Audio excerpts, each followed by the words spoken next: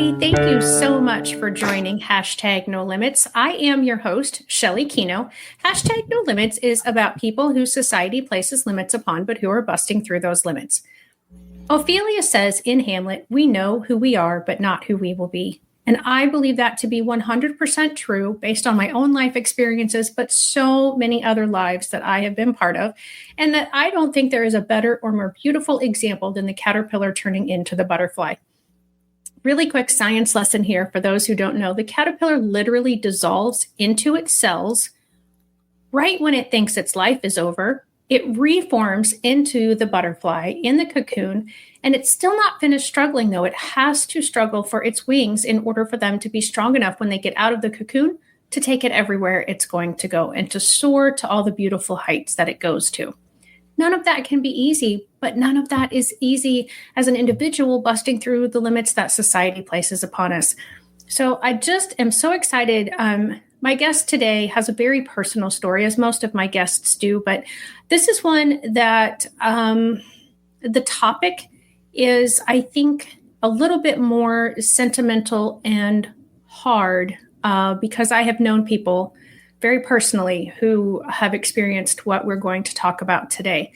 And I'm so appreciative for Debbie coming on.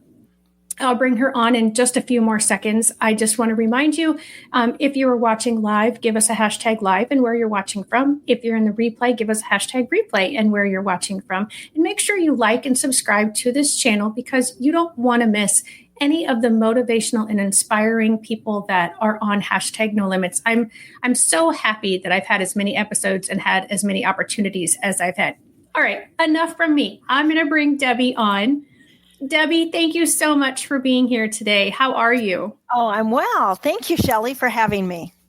Absolutely, absolutely. So before we get started, you are the author of a book, and I just want to quickly have you give the title of the book, and then I'm going to talk about the giveaway that we're doing for today. Sure. The title is Raising Ricky. The tagline is a sister's lifetime promise to protect her brother with Down syndrome. Yeah. And it's a beautiful book. I absolutely recommend that you get it. But not only do I recommend that you get it, we're going to give it to you for free today if you are the lucky winner. So in order to be the lucky winner, you just need to do a few things. You need to subscribe to the YouTube channel. You need to share this episode, on YouTube or Facebook. And you need to comment Hashtag No Limits on this thread on the Facebook or the YouTube. Either place will be acceptable. We're going to leave this open until Sunday night, which would be, I forgot to look at the date. That would be May 10th, I think, 10th or 11th, whatever the Sunday night is. And then I will do a random drawing of all those who subscribe to the YouTube channel, shared it on one of those platforms, and commented Hashtag No Limits. So I appreciate that you are willing to give away one of your books, Debbie. And now let's talk a little bit more about you, and then we'll get into the book and how the book came to be. Sure. Well, I'm a retired nurse. I have been my brother's advocate for my entire life. He was born in 1961, way before there were any services available. In fact, my parents were advised to place him in an institution right from the hospital. I mean, can you imagine what that must have been like for them? But no, they brought their baby home. They had no help, no services, no physical therapy, and we ended up becoming his teachers and therapists. And so my story evolves about that. Unfortunately, my father was killed in a car accident when I was only 15. Ricky was 7. Oh, wow. My mother, I'm so sorry. Yeah, my mother was very distraught. And so I ended up becoming his advocate then and continued throughout his entire life. I still am his advocate. He's 63 now. Wow. So the crux of it. Yeah. So I want to talk about that a little bit more. The fact that, you were a big sister, you were all excited about having a little brother or little sister. And then in you said 61, correct? 61, he was born. Mm-hmm. Yeah.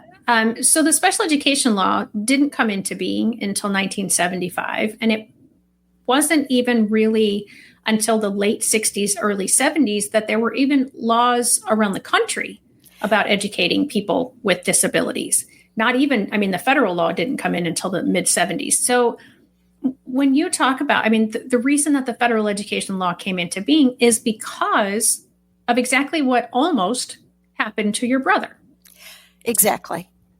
Families were told, you need to put these children in institutions. Their life isn't going to amount to anything, and almost to the point of they're even not worthy to live. Go ahead. I can see you wanted to comment. Well, no, it's just so sad when you think about it. How did they know? They didn't know. Right. These doctors told my parents, this baby will never walk or talk or have a life. Well, if he would have been in an institution, of course, that's what would have happened. But he did learn, and he was extremely high functioning. In fact, he had a job for 10 years. He lived in an apartment fairly independently. You know, he needed some assistance and supervision, but he had a wonderful life. So, and now the fact that these adults are living much longer is wonderful. However, now they have the added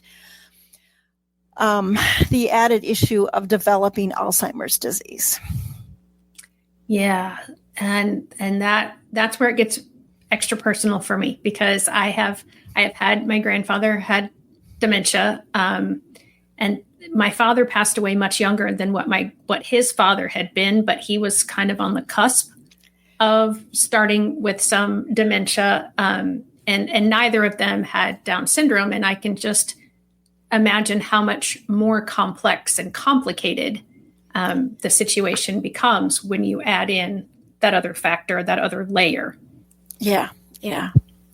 And the fact that there's little clinical research or clinical trials on this population makes it another layer of discrimination. Yeah, that's an excellent point. And not honestly something I think most people consider.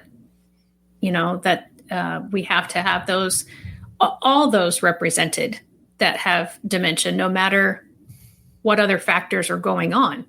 Exactly. And the fact that it's close to 95% of adults with Down syndrome acquire Alzheimer's disease by the age of 65. Conversely, it's only 12% in the general population. And scientists have known this for 20 years, for decades. So the Down syndrome population has helped with the research, but they aren't benefiting from the research, if that makes sense. Well, it makes sense, but it doesn't seem right. No, it's not. That's another reason why I wanted to write the book. I wanted to get national attention out there, that these children, these adults, their lives matter, you know. Yes. Yeah. And I'm sorry I know we kind of jumped ahead to the, you know, as an adult, but I do want to go back to the childhood a little bit. As you said, you know, he was capable of doing many things that doctors did not expect him to do. Now, your family did not put him in the institution. Did they homeschool, or did they find a school setting for him? Well, like I said, there was no special education at the time. My parents tried to enroll him in our public school kindergarten class when he was, I think he was probably 5, but they refused him because of his disability. So then they found a private Catholic preschool that did accept him, because they knew that he needed socialization and he needed to be, you know, around children. That was very helpful. So he attended this preschool for a couple of years, And then finally, they started a special education class in our little town. So that helped. By the time special education was mandated, I think he was going to start high school. Yep. So what happened, mainstreaming, you're a special education teacher, so you probably know about this, Shelley. Mainstreaming became a popular thing in, I think, the 80s. Yep. And so my brother, who had been isolated in a special education class, all these kids were put in a regular high school class with some special ed classes. Mm-hmm. And with no implementation, they didn't know what they were doing. And unfortunately, these kids were bullied and treated horribly. Yeah. It was just really sad. And that's when my husband and I started a Special Olympic team to help with that. And it made a huge difference. Oh, that's awesome. Yeah. And, I do some professional development for educators, but I also use the same talk or very similar talk and provide it to businesses, and I talk about the fact that we can legislate all we want and we can have, a million laws on the books. But if we don't change a person's heart, we're not going to change their attitude. Right. One of the reasons that I do #NoLimits is because I want to change people's perspective of those who are different than them. And to me, my focus is disabilities. That's where my passion is. But that difference can be any kind of difference. It can be a socioeconomic difference. It can be a cultural difference. It can be a language difference. It can be, like I said, I'm focused on the disability difference. But I think it is so sad how many people still have those 1960s, 70s, 80s beliefs about people with disabilities. Yes, it's still sad.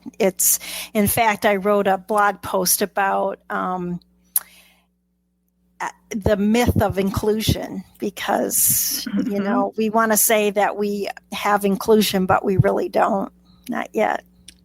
No. And again, that's another thing that I train a lot of teachers through professional development. And I talk about that just bringing a child into a classroom is not including them.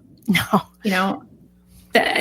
Because then, we would say that every person in a movie theater is included in every other person's life. If all we do is just physically place the person there and say, well, you've been included. Right. If we're not interacting, if we're not, setting them within the population of the classroom versus setting them in the back corner or somewhere, if we're not acknowledging their presence by, saying hello or welcoming them into the classroom, having them participate in activities, giving them, their own space. There's so many little things that can promote inclusion and acceptance, but we don't even do those. Yeah, right. Well, you're probably familiar with the Best Buddies program in high schools. I am. And it's wonderful. I wasn't familiar with them, and I started a program similar for my middle schoolers, and then later on found out about the Best Buddies program. Yeah. So I think that has made a huge difference in the regular high schools with kids accepting other people with disabilities. One of my proudest moments was Ricky was probably in his 40s, and he got involved in the Best Buddies program through the college that was in our town. And he had this fantastic best buddy. And so Ryan and him, they would go to movies and bowling and things like that. But then Ryan had these huge ideas for Rick, and he ended up helping him present speeches at high schools about not using the R word in casual conversation. Nice. And when I used to go to them and I would see the response of the high school kids to him, it just brought me to tears because he would get a standing ovation because Oh, people, wow. they just didn't understand how that word was so demeaning, Right. and they just say it so casually. Oh, that's so retarded. And, it's really Right. hurtful when you think about it. Yeah, I want to acknowledge we have Fran joining us. She is joining us from Southern Illinois, Oh, and she said that her kiddo's school didn't have the Best Buddies program when they went through school, and I don't know if that school district has them now. I know it's in the area where I am.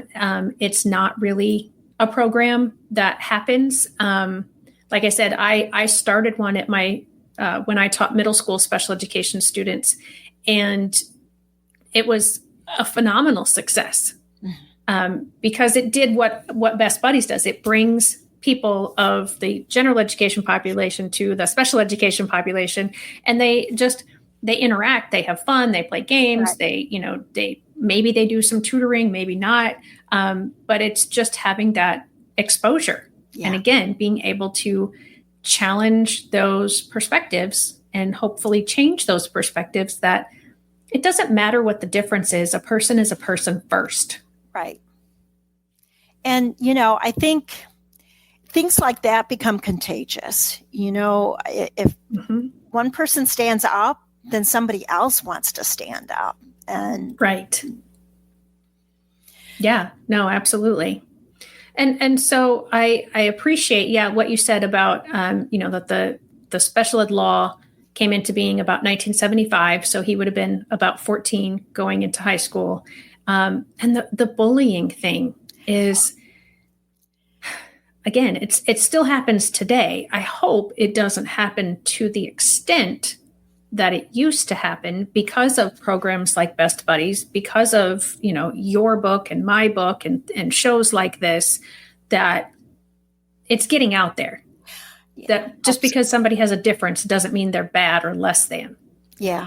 And, and I think sometimes maybe it's fear, Oh, absolutely. People don't know how to approach somebody that has a developmental disability.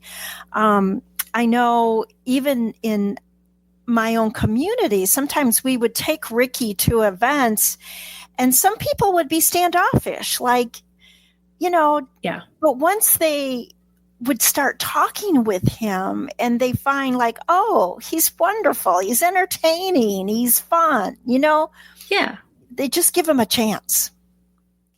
Right. And again, it doesn't matter what the difference is. No. Don't just accept the bias that you have. Actually challenge your bias and go interact with somebody who's different than you. Right. I think that's how we will change the world and make it a better place. I hope so. It's one of the sayings that I have on my website is I'm trying to change the world to make it better for all, one IEP, one individualized education program at a time. Because if we just continue to group everybody of a particular whatever together and then only refer to that group versus individuals, I will remain in the negative mindset that it seems like our society is in right now. Absolutely. And I loved your introduction. I mean, that was beautiful. Oh, thank you. And I think it's true. Yeah. And I think all of us go through that multiple times. I realize caterpillars only do it once, but I think as humans, we change over time multiple times. And I think that's a good thing. But just thinking about Ricky and the things that he has overcome, the challenges that he has busted through. Do you want to talk more about some of those things? Yeah, the things that he accomplished. For example, he was in a play. He auditioned for this play. I saw this advertisement in a Down syndrome newsletter, and they were asking for a teen with Down syndrome. Well, he was in his 40s by then, but I knew he could pass for a teen. So I took him to the audition, and he was able to follow the director's directions. He could say the lines, and he even could portray different emotions. I was shocked at his ability. Like, where did this come from? So we spent, I think, 5-6 weeks for practice, and Ricky was the only actor that had a developmentally disability or disability. The other actors were typical teens. And to see the transition of them from the beginning, like not wanting to talk to him, at the end, they loved him. It just was such an experience. And there's a whole chapter in the book about this play. So, I hope your readers get a chance to check it out, because it's a fun chapter, and what he accomplished was really something. Yeah, it's difficult for me to remember lines. I did a couple of, plays in high school, but never had anything that had a lot of lines to it, because memorization was never a strength of mine. And even now, to try to sit and memorize something is quite difficult for me. So you talked about that when he was in high school, because they were trying to mainstream him, and how poorly it was going. And it still is poorly done today because they don't have the proper training for the people doing it. That's just a side note. But when you started that Special Olympics team, what did it look like? What sport was it in, or what activity was it in? Well, I can tell you it was the challenge of a lifetime, because I had no knowledge of sports. I just knew that I needed to do something to help him. The principal was threatening to expel him because of some of his behavior, because he was acting out because of the bully. So we decided to do the Special Olympic team. We started with like six team members, I think. We started with bowling because I thought that'd be easy. And then we went to track, swimming, and it just evolved. I think we ended up with 16 participants. Nice. But what happened was how the school acknowledged them, because the newspaper was starting to write little articles about them, who got a gold medal, the team did this. And that's what helped, they became recognized, and accepted. Right. And it was just exciting. It was just a wonderful time for my husband and I, that it'll be a cherished memory forever. Yeah. And for anyone who's not involved with Special Olympics, I highly recommend it. I either as a participant or a volunteer, whether that's a coach, whether that's a helper at the event, whatever it is, a hugger. Yeah. I mean, there are so many activities now. Oh yeah. I mean, you mentioned, quite a few, but I'm always shocked when I see what's all available. And it's not just sports. That just shows you what these kids are capable of, if given the chance and the opportunity. Yes. Yeah. We have a gentleman local to us, and he is a Special Olympics ambassador for our state. And he's been to Florida, and I think he went to the International Special Olympics. Yeah. I mean, he's just blossomed over the years that he's been in Special Olympics, because of the speaking opportunities, because of the advocacy opportunities, the socialization piece of it. Like I said, Special Olympics is so much more than just sports now. Right. Yeah. Yeah. And so in your journey, from what I read in the book, once he graduated high school, then what happened? Well, and that becomes a problem, I think, for some. In our town where we lived in Illinois at the time, there was a sheltered workshop. And so he was able to transition to that. And he did menial piecework, counting hardware items, putting them in a bag. But he was proud of it. He earned a small paycheck. And it was fine. However, he could have done so much more at the time, but my mother was still in that mindset that she didn't want him to be bullied or teased, so she didn't want him to go out into the community, even though he had the capabilities. So when my mother died and Ricky moved back to live with us in Arizona, I knew he was capable of more. And so I was able to get him a job at our neighborhood grocery store as a bagger. Mm. And he was the first one with special needs at that store. But I can tell you, he became the most popular bagger. His line was the longest because everybody wanted him to bag their groceries so they could talk to him. I mean, so. Oh, wow. Yeah. And, that's it's so awesome because until you give someone an opportunity, you don't know what kind of butterfly they're going to be. Right. And what kind of amazing things are going to happen. Yeah. And I'm so thankful that you were able to do that with him and provide that support for him to get that job. Yeah. And appreciative of the grocery store owner or staff or whoever decided that he would be a good employee and they wanted to take a chance on him. Well, that's another funny story. So I went to the manager's office and told her about Rick, and she was reluctant. She was not very optimistic. And I think she really was trying to dissuade me, like, well, I don't know, And I said, look, just interview him. All I want you to do is interview him. And if you don't think he's going to be a fit, that's fine. I'll understand.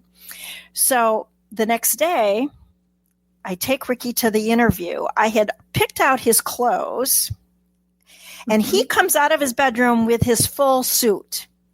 Oh. And I said, Rick, you don't need to wear a suit. He said, yes, I do. That's what you wear for an interview. Like, he knew. Uh-huh. And so we get to the office, and right away he shook her hand. He said, hi, I'm Rick. So I knew she would be impressed right away. But she had to talk with him without me because she needed to determine if he could really follow directions. Sure. So after like 10 minutes or so, they come out and he says, Debbie, I got the job. She said, you're right, Mrs. Miller. He's very impressive. But if I wouldn't have pushed it, yep. She wouldn't have given him a chance. And then, like I said, it became a good thing for the store. Right. Yeah. And it probably opened other opportunities then for other people, yes, whether they had the same disability or something else. Or something else with cerebral palsy or whatever. Right. But then that gave them the courage, like, well, maybe I could do that. Right. And I'm so thankful for siblings or parents that are willing to push the boundaries.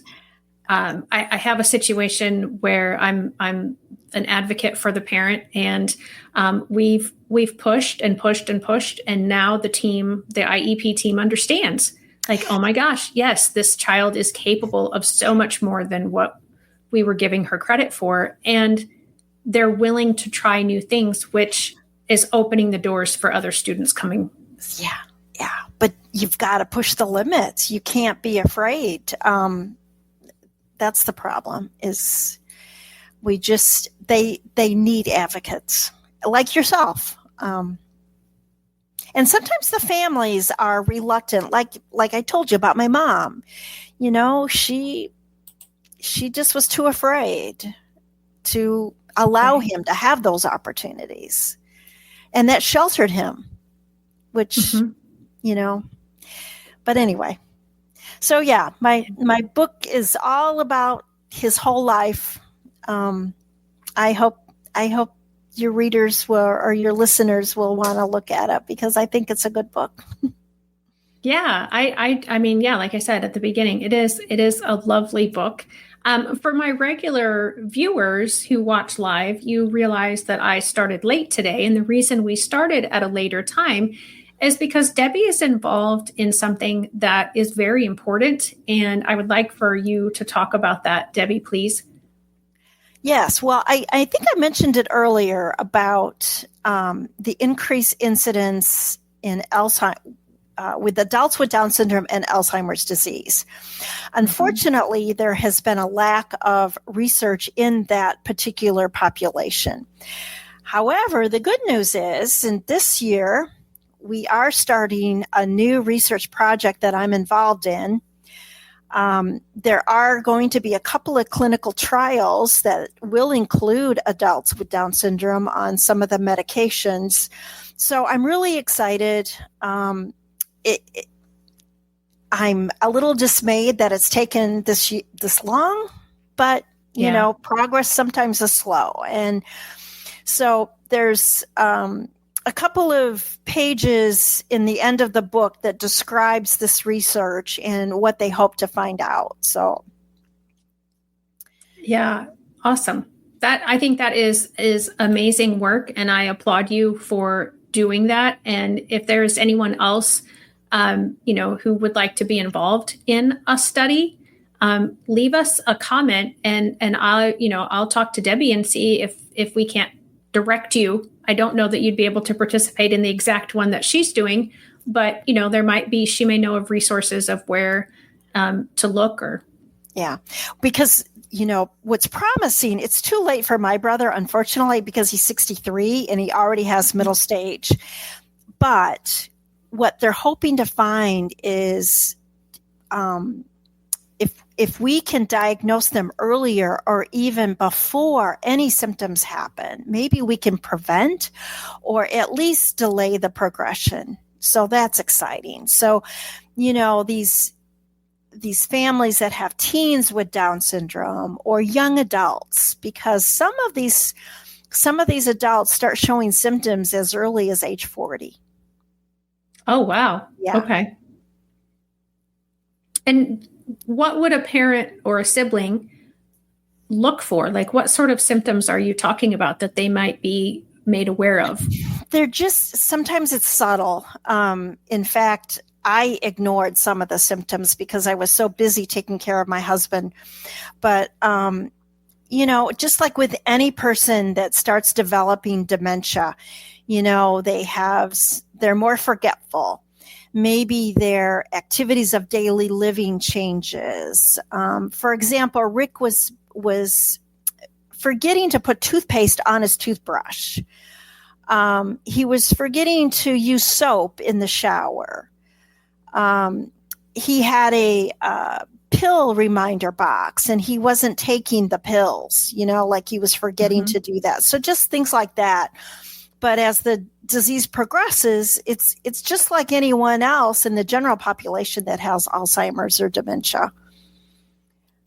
And so when you're saying, that he forgot to put the toothpaste on or forgot the soap, this isn't just a one occurrence. This is a multiple times. Right. And it just gradually more and more things were diminishing. He was starting to wander at night. I was worried about him falling.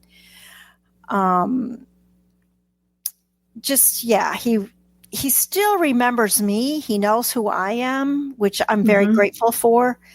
Right. But yeah, it's such a sad thing to watch. And, somebody said to me, it really hurt my feelings. They said, well, what's the big deal if he declines because he's already delayed? And I'm like, excuse me? Watching his decline has been as devastating for me as watching a professor decline. What difference does it make? So, yeah. I'm so sorry. That kind of stuff really, really affects my heart. And I'm so sorry that somebody said that to you. It's ignorance, right? Yeah. I'm still amazed. I shouldn't be after all these episodes, after all of my experiences. But I'm still amazed at how exactly what you said, the ignorance is as far as what we say. And I don't even know if that person said it thinking that was somehow helpful. I'm not sure. Yeah. I mean, I'm just kind of like, sometimes when you're in a bad situation and you say something and you're like, oh my gosh, why did I say that? I hope that person had that thought after they said that. Yeah. I think they just thought his decline wasn't going to be that much of a problem. I don't know. Right. And that's the unfortunate part that we talked about earlier is there is still this belief that their life is less than. Yes. And it's not. It's not. It's not. I mean, I don't live their lives, but I don't, the people that I know who are different than me, and it's because of a disability, their lives are very rich and very fulfilling. It's a different rich and a different fulfilling than mine, but nonetheless, it's a life fulfilling and a life that is rich. So just again, because it's different doesn't mean it's less than or bad or sad or whatever other negative connotation people want to put with it. Yeah. Well, yeah. Well, that's why you're doing what you're doing and I'm doing what I'm doing, right? Yes, that is absolutely true. That is absolutely true. So I want to make sure that the audience knows how to get your book. So can they purchase it through the authordebbymiller.com website? No, they can't. I don't have a direct link. Well, there is a link on there, but it'll take you to Amazon. Okay. Unfortunately, that's the best way to sell your books is on Amazon. I was able to get it into my local Barnes & Noble store. Oh, that's awesome. But that's a different deal. So, you go on Amazon. What will they find if they go to author Debbie, and that's DEBBIE Miller.com? That's my website, and I have a blog post. So I'm starting to write more blog posts about different things. Okay. About inclusion and some of the things that we have. So, it's just a way to interact with me if you want. But Amazon, you can there's the printed version, there is a Kindle version, and my audiobook will be available, I think, next week. That's exciting. So for those who are listening in the podcast form only, without the video version, by the time you hear this, her audiobook should be out.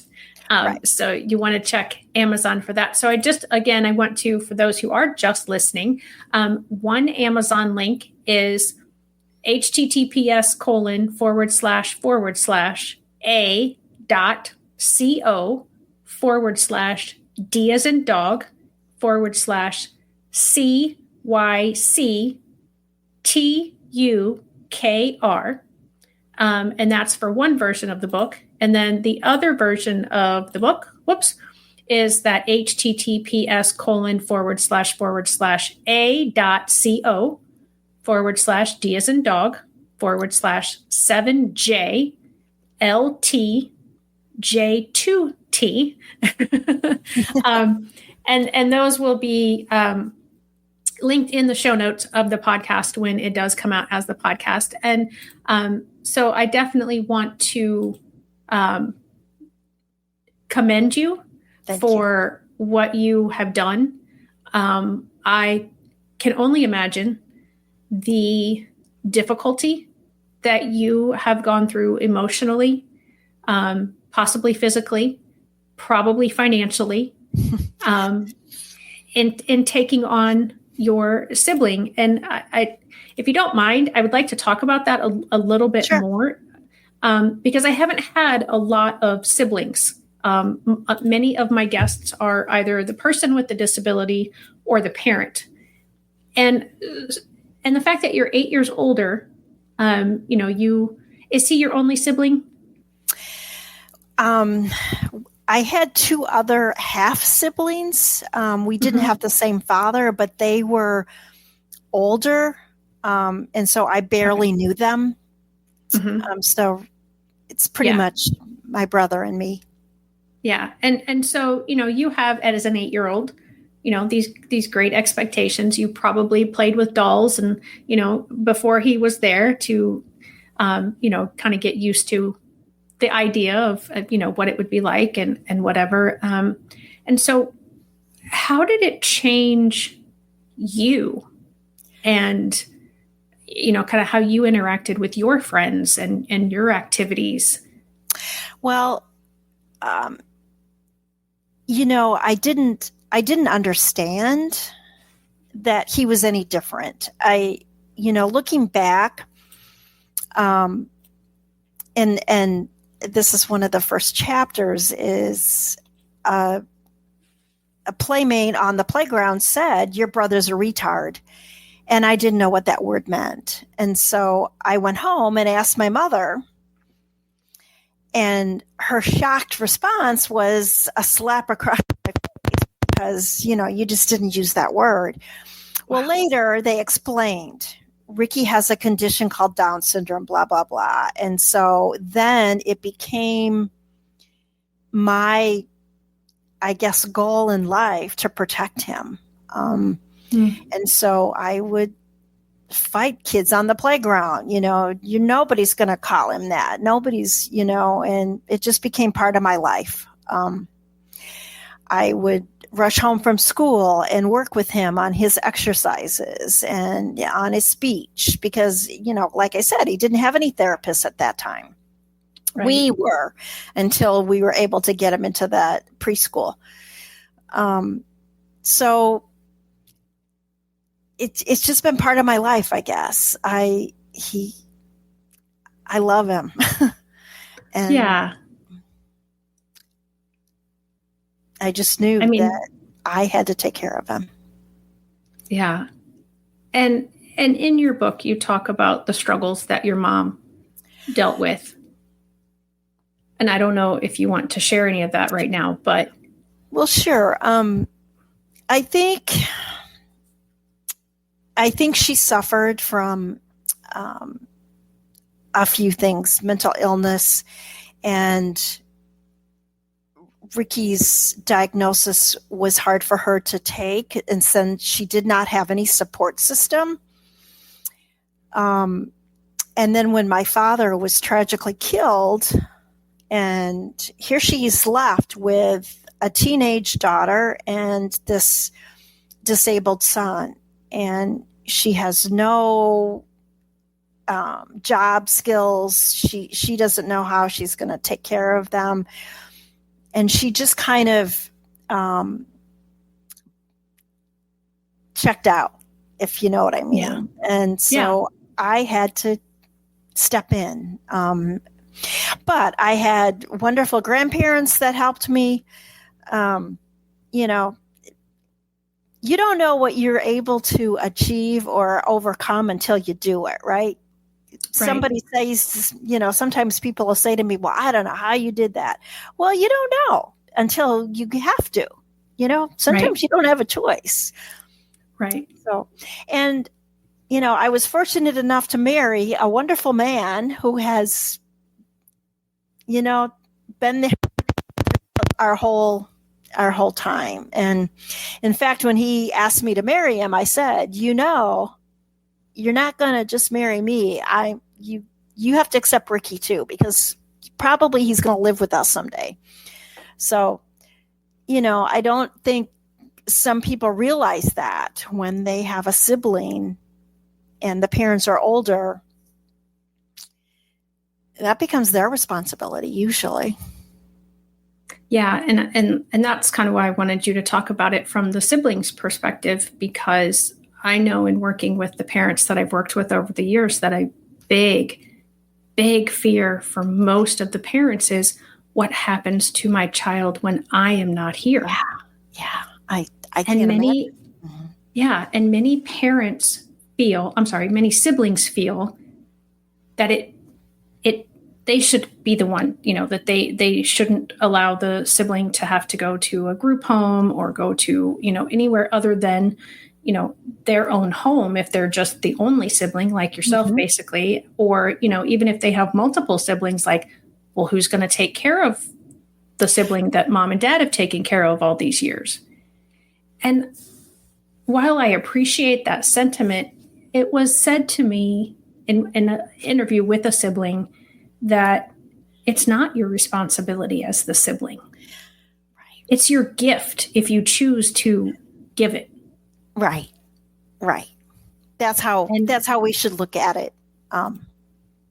So there isn't guilt about it. They do it because they want to, not Right. because they feel they have to. Yeah, because you can really destroy relationships. Of course.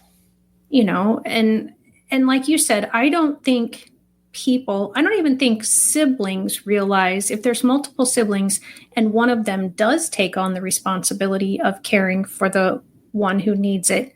I don't think the other siblings quite even realize how much that sibling's life will change.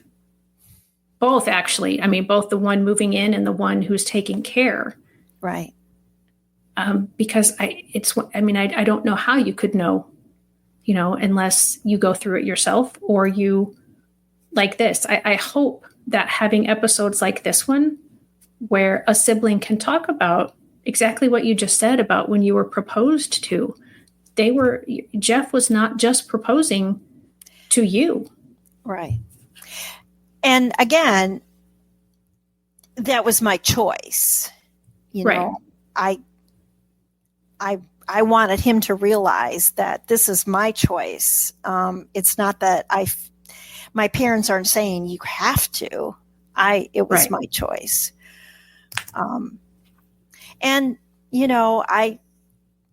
I'll be honest.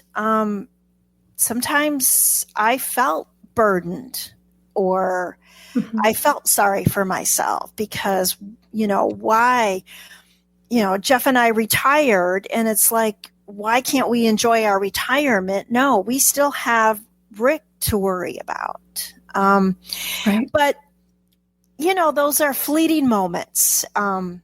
And I get out of that rabbit hole quick, because you have to just be grateful for what you have. You can't second guess. You can't look at other people and say, oh, I wish I was like them. No, your life is your life, and you have to make the best of it. Well, that's a great sentiment. One of the things that you told me about in your in the form that I have my guests fill out is that you and Rick and your husband lived in an RV traveling all over the country for 4 years. Yes. Yeah. I'm not sure, and my husband is my best friend, that I could do that for 4 years, just my husband and I, let alone throwing in a sibling. And so kudos to the three of you for all coming out of that still happy and in a good relationship. I know. I look back at that, like, how did we do it? But I tell you what, it was the best time. It was the best time. We met so many wonderful people, saw so many beautiful landscapes. It was an incredible opportunity for Rick, because often we would volunteer at different parks. And most of them would let him participate. And so, he would do jobs like folding the park maps, because nobody else wanted to do it, but he did, and he took great pride in it. It just was a fun opportunity, and I'm glad we did it. Yeah. That's awesome. Yeah, that sounds like an amazing thing. And to do, I would imagine you probably, if you didn't see all 48 continental states, you probably saw most of them. We did. Our bucket list was to see them all, but unfortunately, we had to come off the road because of my husband's illness. So, okay. We were grateful for the time we had. Yeah. That's amazing. That's absolutely amazing. Well, again, I want to bring up how people can connect with you. So they can go to author, AUTHOR, Debbie, DEBBIE, Miller, MILLER.com, and read your blogs there. They can go to Amazon, and it's probably easier to type in Raising Ricky than it is come up that, right. for you to try to get this link down, but it is there. And then we also have the other link. One's the ebook, one's the paperback version. And then also they can find you on Facebook. And again, I would imagine if they just typed in Debbie Miller, that it will come up, rather than having to type in correct all the information behind the profile button. Right. So I want to give you opportunity before we leave here. Is there anything that you wanted to say today or wanted to discuss that we haven't so far? No, I think, I just am very grateful for this opportunity. I think my book will resonate with many, even if you don't have somebody with a disability in your family, because it's about resilience and family and love and, just never giving up, because there's always tomorrow. Yeah, absolutely. What a beautiful sentiment. Thank you so much, Debbie, for being my guest today. And I thank all of you who have joined me today. And make sure, again, if you are interested in getting a chance at a copy of her book, you can work it out with her once you have been determined the winner, if you want that as an ebook or as a paperback. And we're going to keep that open until May 11th. 2025 at 11:59 Central Time PM. And then after that point, I will draw the name and put you in contact with Debbie. Well, I'll probably have to reach out to you first, depending on who you are, and get your contact information and then give you in contact with Debbie. And so again, in order to win, or in order to have the chance to win, subscribe to the YouTube channel, share this episode on either YouTube or Facebook, and then comment #NoLimits either on YouTube or Facebook. And remember, guys, we know who we are, but not who we will be. Have a great week. Bye-bye. Hey, parents and teachers, are you tired of IEP meetings that feel like a battle? Let's put an end to the tension and create a collaborative, calm, and respectful environment together. Shelley Keno, your go-to IEP consultant, can transform your meetings into positive and productive experiences. With Shelley Keno, your child is her top priority, your voice is heard, and you become confident. Shelley Keno is making the world better for all, one IEP at a time. Visit www.shelleykeno.com for more information and set up your free 20-minute consultation today. That's shelleykeno.com, SHELLEYKENOW.